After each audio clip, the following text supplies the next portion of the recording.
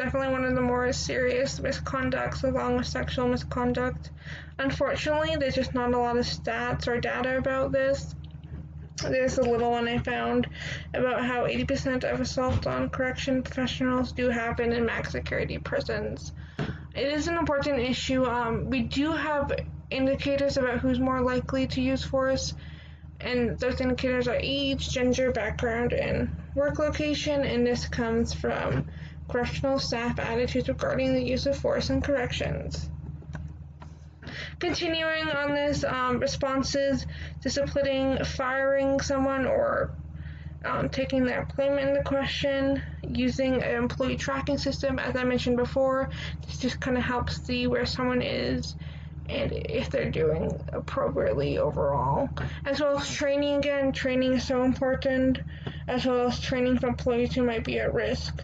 This just means like certain backgrounds makes other people more at risk, such as military people have a slight increase of using excessive force, so giving them more training and tools of how to deal with that would be beneficial, according to correctional staff attitudes regarding the use of force in corrections.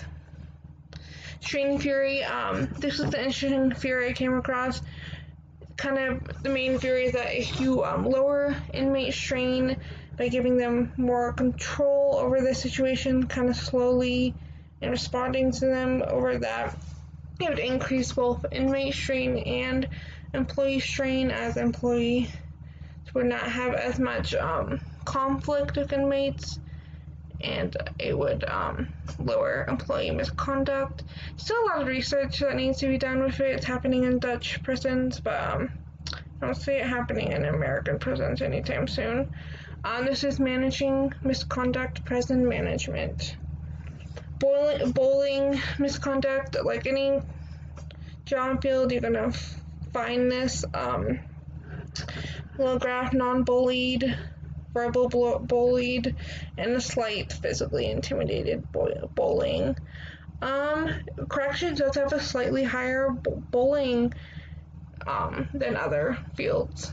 This could be due to higher reporting, or HR and corrections are just more prone at catching it than others. It's not really there's need more research to really know if that's true.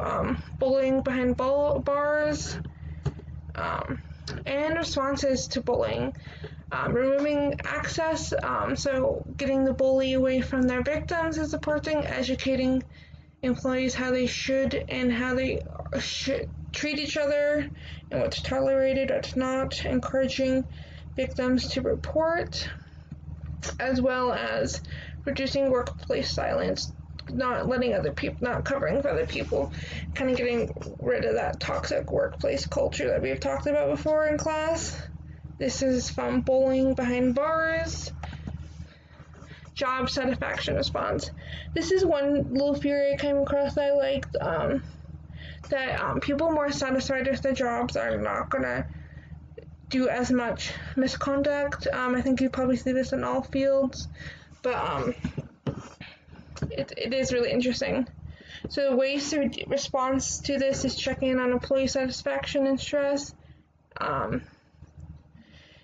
increased risk that they might be having, being supportive as a management and fostering peer support, and just kind of risk. This means like actually they did a prison kind of study, and they found that employees with higher education were actually more at risk of being unsatisfied with their jobs and leading to more misconduct on their part slightly, which is really interesting. So just making sure you're looking out for those individuals.